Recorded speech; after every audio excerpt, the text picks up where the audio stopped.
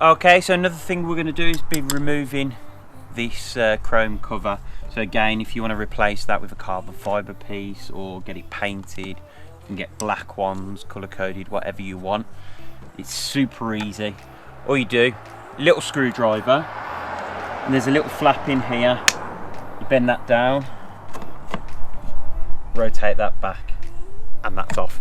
It's as simple as that. So I'm going to come in closer now this is off, so I can show you exactly what's clipping it in place.